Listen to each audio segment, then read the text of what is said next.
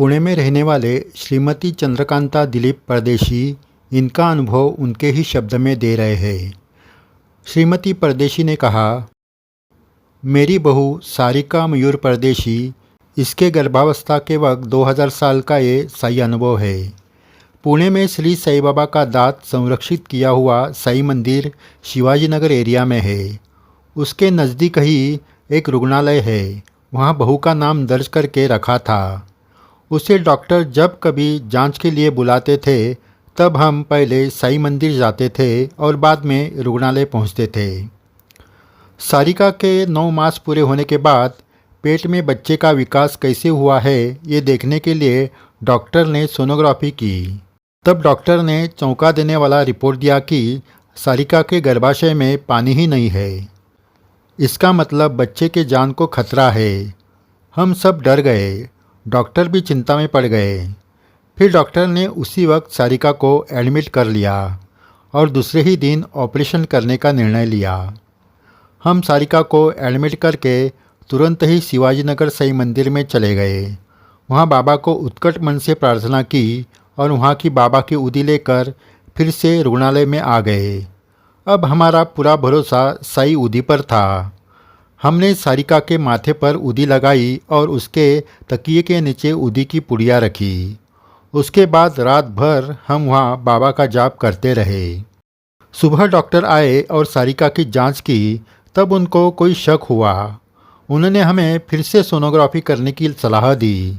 फिर से सोनोग्राफी क्यों, इसका जवाब डॉक्टर ने नहीं दिया। हमारे मन में उल्टे पुल्टे विचार आने लगे। बच्चे को क्या हुआ होगा, इस सोच से हम डर गए। डॉक्टर ने चिट्ठी देकर दूसरे सोनोग्राफी क्लिनिक का पता दिया। सोनोग्राफी करके रिपोर्ट लाने के लिए कहा। हम तुरंत ही सारिका को लेकर उन्होंने दिए हुए पते पर गए। वहाँ सोनोग्राफी करके उसका रिपोर्ट लेकर वापस रुग्णालय में आए। डॉक्टर को रिपोर्ट दिखाया। मन में अनेक बुरे विचार घूमने लगे थे। दिल की धड़कनें बढ़ गई थी। उसके साथ साई नाम जाप चालू था। डॉक्टर रिपोर्ट गंभीरता से पढ़ते पढ़ते हैरान हो गए। पूरे ध्यान से वो बार बार रिपोर्ट देखने लगे। एकाएक उनका चेहरा खिल गया और हैरान होकर वो बोले, डॉक्टरी के क्षेत्र में ये एक आश्चर्य ही है, क्योंकि एक रात में गर्भाशय में पानी कैसे आया। फिर कहा, अब ऑपरेशन की आवश्यकता नहीं, डिलीवरी नॉर्मल हो इसके लिए कोशिश करेंगे।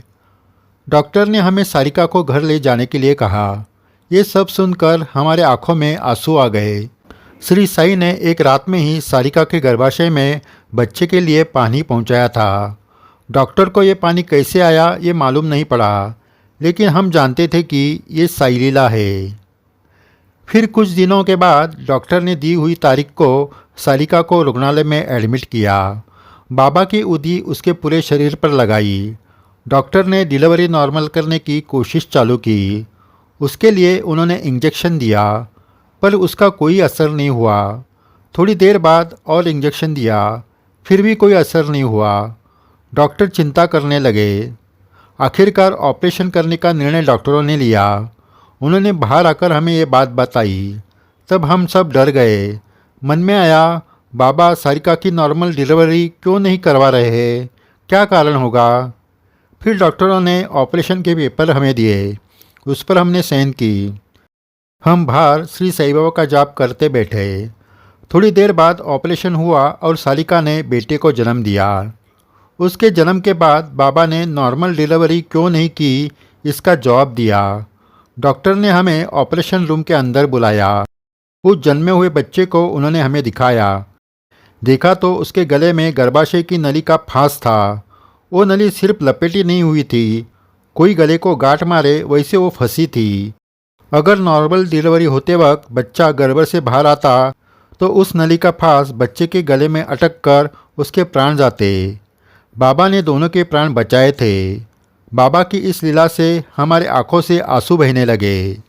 सच में श्री साई बाबा की उदी संजीवनी बूटी ही है, इसलिए हम कहीं भी बाहर निकलते वक्त माथे पर उदी लगाते ही है। ऐसे ही बाबा की कृपा सभी पर निरंतर रहे, यही साई चरणों में प्रार्थना। साई भक्तों, आगे आने वाली स्थिति क्या होगी ये बाबा पहले से ही जानते थे। शिरडी में वो देहधारी थे तब भी अनेकों भक्तों को वो पहले ही ध्यान देने के लिए कहते थे। बाबा ऐसा क्यों कर रहे हैं, ये भक्त पहले जान नहीं पाते थे। बाद में कोई दुर्घटना से बचते हैं तो भक्त के ध्यान में आता है कि बाबा ने पहले से ही कहा था। बाबा आज हमारे साथ प्रत्यक्ष रूप से बोल नहीं पाते हैं, लेकिन ये विश्वास रखना चाहिए कि जो भी हो रहा है वो हमारे भलाई के लिए हो रहा है। इसलिए अपनी सही सेवा निरंतर चालू रखिए, आपको बाबा संभाल लेंगे। जय साईं राम। आगे भी ऐसे अद्भुत अनुभव आपको सुनाए जाएंगे। अगर आपने ये चैनल सब्सक्राइब नहीं किया तो ज़रूर कीजिए। वीडियो शेयर करके अपने बाबा की लीला सुनाएं। ये सही सेवा है। जय साईं राम।